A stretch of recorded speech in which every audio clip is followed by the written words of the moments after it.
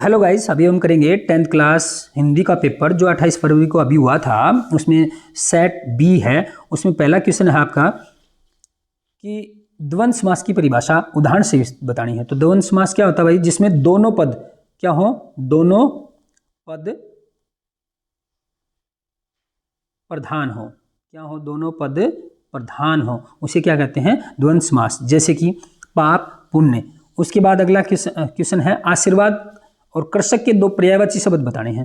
तो आशीर्वाद का क्या होता है भाई? शुभ कामना या आशीष या दुआ देना। उसके बाद कृषक क्या क्या होता है? किसान, हलदर, खेतीहर, खेती करने वाला। उसके बाद स्वभाव व न्याय में उपसर्ग छाटने हैं। तो स्वभाव में क्या है? स उपसर्ग है और न्याय में क्या है? नी उपसर्ग है। उसके बाद अविकारी शब्द छाटने हैं। तो अविकारी शब्द कौन से भाई? किंतु, अथवा। इसके बाद अगला क्वेश्चन है कि उत्कृष्ट और हे के विलोमार्थी शब्द लिखने हैं। विलोम शब्द क्या है भाई? उत्कृष्ट का निकृष्ट और हे का क्या है? शूल्य। उसके बाद है यमक अलंकार की परिभाषा उदाहरण सहित बतानी है। तो यमक अलंकार किसे कहते हैं भाई? जिस काव्य में समान शब्द के अलग अलग अर्थ में आवर्ती हो। भाई अर्थ तो क्या हो? अलग अलग हैं और शब्द क्या है? समान है। उसकी दोहराई हो, पुनरावृत्ति हो, तो उसे क्या कहते हैं हम? यमक अलंकार। तो जिस काव्य में क्या हो जाएगा? समान शब्दों के अलग अलग अर्थों में आवर्ती हो। जैसे कि कनक कनकते सो गुणी मादकता अधिकाय। इसमें यहाँ पे एक तो कनक का मतलब होता है सोना और एक कनक का मतलब क्या होता है? धतूरा। उसके बाद क्या है? चौपाई छंद की 100 उदाहरण परिभाषा बतानी है, उदाहरण के सहित बतानी है। तो इसके 4 चरण होते हैं भाई। प्रत्येक चरण में 16 मात्राएं होती हैं। जैसे कि निमिष सरिस दिन जानी जी, जाही बड़े भोर भूप भूपति मणि जागे, जाचक गुण गान गानन लगे, गुरु पद पदुम दर्शी सिर गावा। उसके बाद क्या है? अगला है अंधेर नगरी चौपट राजा का क्या बताना भाई? लोकोक्ति का अर्थ बताना है। तो इसका मतलब क्या है? जहां मालिक मूर्ख होता है, जहां का मालिक क्या होता है? मूर्ख होता है, वहां क्या जो है? वहां अन्याय ही होगा। उसके बाद अगला है कि निम्नलिखित में से एक एक विषय पर निबंध लिखना है। तो यहाँ पे टेबलेट है, सदुपयोग या दुरुपयोग जो टेबलेट मिल रही है आजकल, मतदान का महत्व, युवाओं में बढ़ती नशा प्रवृत्ति, यहाँ पर करंट अफेयर से कुछ लिए गए हैं, तो इनमें से कोई एक निबंध लिखना था। उसके बाद अगला क्वेश्चन है कि विद्यालय में कंप्यूटर कक्ष को अत्याधुनिक सुविधाओं से युक्त करने के लिए मुख्याध्यापक को प्रार्थना पत्र लिखना है। कि यानी कि कंप्यूटर जो लैब है वहाँ पर आधुनिक सुविधाएं उपलब्ध करवाने के लिए मुख्याध्यापक जी को एक प्रार्थना पत्र लिखना था। उसके बाद अगला है जीवन में खेलों का महत्व। इस पर भी क्या है? छोटे भाई को प्रार्थना पत्र लिखना था कि छोटे भाई को समझाना था कि जीवन में खेलों का क्या महत्व है। काव्य के निम्नलिखित, अच्छा इसमें क्या भाई? परशुराम ने लक्ष्मण के किन किन शब्दों का प्रयोग किया था? तो उसने क्या किया था कि लक्ष्मण क्या है? मूर्ख है, उद्दंड है, काल का ग्रास है। ये सभी जो शब्द हैं परशुराम जी ने लक्ष्मण जी के लिए प्रयोग किए थे। गोपियों के अनुसार योग शिक्षा कैसे मन के लोगों के लिए उचित है? तो उसके लिए उसका आंसर क्या हो जाएगा आपका? चंचल मन के लिए। उसके बाद अगला क्वेश्चन है कवि देव ने प्रथम सवैये में कितनी सुंदरता का वर्णन किया? किसकी सुंदरता का वर्णन किया है? तो किसकी किया भाई? श्री कृष्ण जी का की सुंदरता का उन्होंने वर्णन किया है। जीवन को उधेड़ कर देखोगे तो मेरी कथा की यहाँ कथा का अर्थ है। कथा का क्या अर्थ है भाई? इसका है अंतर मन। उसके बाद अगला क्वेश्चन है कि छाया मत छूना कविता में कवि किस का पूजन करने को कहता है? तो यहाँ पर यथार्थ का जो सच्चाई है उसका पूजन करने के लिए कवि कह रहे हैं। अट नहीं रही है कविता में किस मास की मादकता का वर्णन किया गया है? तो यहाँ पे फागुन मास, मास मतलब महीना, फागुन महीने की मादकता का वर्णन किया है। कन्यादान कविता में शाब्दिक भ्रम किसे कहा गया है? तो शाब्दिक भ्रम किसे कहा गया भाई? वस्त्र और आभूषण को। उसके बाद क्या है अगला कि संगतकार कविता में स्थायी किसे कहा गया है? तो गीत के मुख्य टेक को, जो शुरुआत में लेते हैं ना टेक, गाने की जो शुरुआत की पंक्तियां होती हैं उसमें स्थायी कहा गया है उसको। उसके बाद अगला क्वेश्चन है निम्नलिखित काव्यांश को पढ़कर प्रश्न उत्तर छाटने थे। तो यहाँ पर ये कवि क्या है?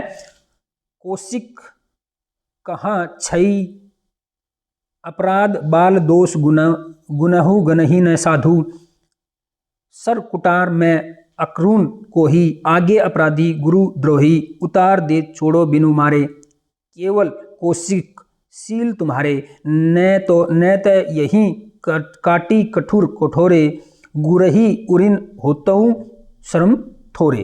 तो यहाँ पर ये प्रश्न है भाई, ये इसमें क्या लिया गया है कि प्रस्तुत काव्यांश में के कवि तथा कविता का नाम बताना है। तो कवि का नाम है यहाँ तुलसीदास जिन्होंने ये कविता लिखी थी, और यहाँ पर कविता का नाम क्या है, राम लक्ष्मण परशुराम संवाद, ये कविता का नाम है। उसके बाद है विश्वामित्र ने परशुराम को क्या कहकर समझाया। तो विश्वामित्र ने परशुराम को यह कहकर शांत किया कि साधु लोग बालकों के दोष गुण को नहीं गिनते हैं। इसके बाद अगला क्वेश्चन है कि परशुराम ने लक्ष्मण को न मारने का क्या उत्तर दिया। परशुराम ने कहा था कि विश्वामित्र जी, केवल आपके शील स्वभाव के कारण ही लक्ष्मण को मैं नहीं मार रहा हूं। उसके बाद अगला क्वेश्चन है कि काव्यांश में शिल्प सौंदर्य प्रकट करना था। तुम्हारी यह दंतुरीन मुस्कान मर्तक में भी डाल देगी जान, धुली धूसर तुम्हारे ये गात, छोड़कर तालाब मेरी झोपड़ी में खिल रहे जलजात। तो यहाँ पर इसका भाव और शिल्प सौंदर्य स्पष्ट करना है। उसके बाद उत्साह कविता का मूल भाव, उत्साह जो कविता है उसका मूल भाव स्पष्ट करना है कि उसका मूल स्वभाव क्या था। गद्य में के अच्छा भाई, इसमें अगला क्वेश्चन क्या है, भगत जी खेत में पैदा हुए अनाज को भेंट रूप जिस दरबार में रखते थे वो उनके घर में उनके घर से कितनी दूर था। तो कितनी दूर था भाई, वो 4 कोस दूर था जहां पर वो अनाज रखते थे। उसके बाद अगला क्वेश्चन है, नेताजी की प्रतिमा टोपी की नोक से कोट के दूसरे बटन तक कितने फुट की ऊंचाई थी। तो कितने फुट की थी भाई, 2 फुट की ऊंचाई थी। उसके बाद अगला है, नवाब साहब ने खीरे की सब फाकों को खिड़की से बाहर फेंकते हुए लेखक को कैसी आंखों से देखा। तो कैसी आंखों से देखा, गुलाबी आंखों से देखा। उसके बाद पिताजी के किस अंतरंग व सम्मानित मित्र ने लेखिका का गर्मजोशी से स्वागत किया। तो किससे, डॉक्टर अंबालाल ने। उसके बाद क्या है अगला, जिस समय नाट्य शास्त्र संबंधी नियम बनाए गए थे उस समय कौन सी भाषा सर्वसाधारण की नहीं थी। तो संस्कृत भाषा जो है सर्वसाधारण की भाषा नहीं थी पहले उस टाइम। हनुमान जयंती, उसके बाद क्या है भाई, हनुमान जयंती के अवसर पर शास्त्रीय एवं उपशास्त्रीय गायन वादन की सभा कितने दिनों तक होती थी। तो उस समय होती थी भाई 5 दिनों तक होती थी। रूस का भाग्य विधाता किसे कहा जाता है। तो लेनिन को रूस का भाग्य विधाता, रूस को जो बढ़ाने वाले थे वो कौन थे, लेनिन। फादर बुल्के का ताबूत निक्सन कब्रगाह से किस रंग की गाड़ी से उतारा गया था। तो किससे, नीली रंग की गाड़ी से उतारा गया था। उसके बाद अगला भाई, गद्यांश को पढ़कर प्रश्न उत्तर छांटने हैं। इतनी ममता इतना अपनत्व यह साधु में हर एक प्रियजन के लिए उमड़ता रहता था। मैं 35 साल से इसका साक्षी था, तब भी जब वह इलाहाबाद में थे और तब भी जब वह दिल्ली आते थे। आज उन बाहों का दबाव मैं अपनी छाती पर महसूस कर रहा हूं। तो इसमें क्या पूछा भाई, प्रस्तुत गद्यांश के लेखक एवं पाठ का नाम लिखिए। तो इसमें लेखक कौन थे, सर्वेश्वर दयाल सक्सेना। कौन थे भाई, सर्वेश्वर दयाल सक्सेना इसके कवि थे। और इसका पाठ का नाम क्या है, फादर कामिल बुल्के। उसके बाद अगला क्वेश्चन है, लेखक 35 साल की साधु में इसमें से ये प्रश्न छांटने हैं। उसके बाद क्या है, स्वयं प्रकाश अथवा यतीन्द्र मिश्र का जीवन परिचय देते हुए उनकी साहित्य विशेषताओं पर प्रकाश डालना है। स्वयं प्रकाश और या इसमें से एक करना था। अगला है, बाल गोविंद भगत की 2 चारित्रिक विशेषताएं लिखनी है। अगला है, कृतिका भाग से इसमें प्रश्न है, माता का आंचल पाठ में माता भोलानाथ को कन्हैया किस प्रकार बनाया करता था। इस प्रकार ये 2-2 नंबर के प्रश्न थे। उसके बाद नैतिक शिक्षा से जो अब की बार है क्या है, गीता के 14वें अध्याय में कितने श्लोक थे। तो कितने श्लोक थे भाई, 14वें अध्याय में 27 श्लोक थे। अगले हैं कि लक्ष्मीबाई के पिता का नाम क्या था। तो उनका नाम था मोरोपंत। उसके बाद अगला है, सलीम अली का जन्म कब हुआ, 12 नवंबर 1896 को। उसके बाद क्या है, मालवीय जी को भारत रत्न से कब अलंकृत किया गया है। तो 2015 में मालवीय साहब को पद्म रत्न से अलंकृत किया गया था। अगला है, महात्मा बुद्ध की पत्नी का नाम क्या था। उनकी पत्नी का नाम था यशोधरा। उसके बाद है, ये सुक्ति है भाई, कुछ इनके प्रश्न बताने थे कि सुक्ति का भाव स्पष्ट करना था। इसके बाद अगला है, सरोजनी नायडू के व्यक्तिगत, जो सरोजनी नायडू जिसे हम क्या कहते हैं, भारत कोकिला भी कहते हैं, उस पर व्यक्तित्व पर प्रकाश डालना था। तो इस प्रकार ये आपका क्वेश्चन आंसर कंप्लीट हो गया।